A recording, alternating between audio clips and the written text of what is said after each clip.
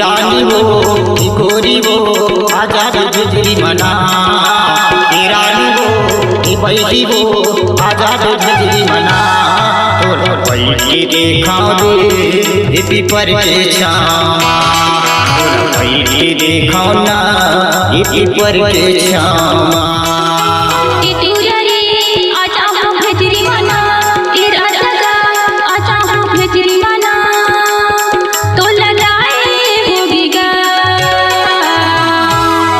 तोला बैठ के देखूंगा ए पीपर के छाए, तोला बैठ के देखूंगा ए पान लाले, तोला बैठ के देखाओ ए पीपर के छामा, तोला बैठ के देखाओ ए पीपर के छामा।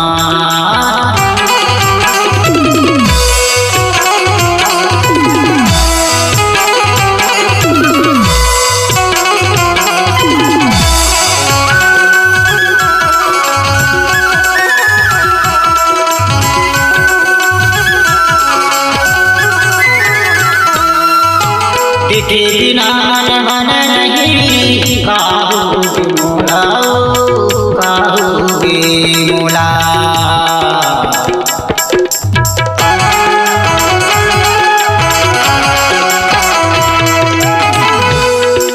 रह नहीं सकता तोर बिन मैं, ऐसे हो भैया ऐसे हो भैया मोला कैसे जाना।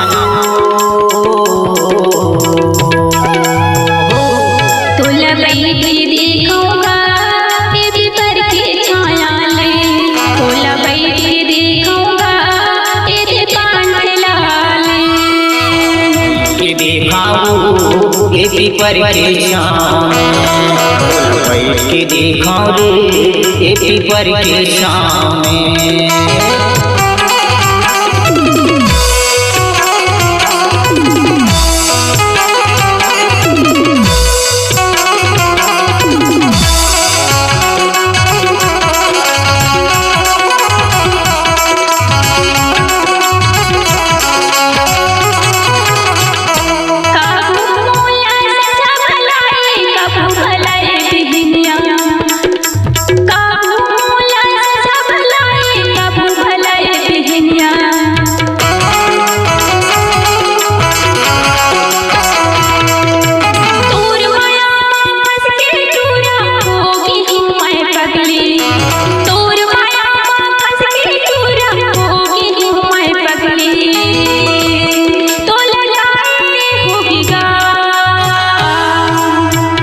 के देखाओ ए पीपर के छामा, के देखाओ ना ए पीपर के छामा। तोला बैठ के देखूंगा ए पान लाले, तोला बैठ के देखूंगा ए पीपर के छाले, रानी वो बेही वो आजाद झुझरी मना, रानी वो गोरी वो आजाद झुझरी मना। तोला बैठ के देखाओ रे पीपर के छामा, बैठ के देखाओ ए पीपर के छामा।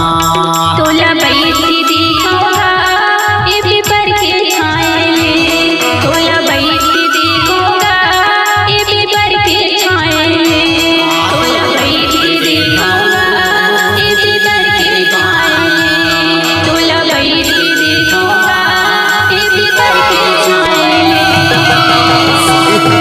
किसी भी शुभ अवसर पर ऑडियो स्टेज प्रोग्राम हेतु चले आइए पंकज साउंड सर्विस मुंबई पुष्पराजगढ़।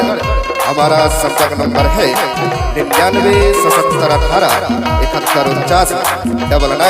7771474149।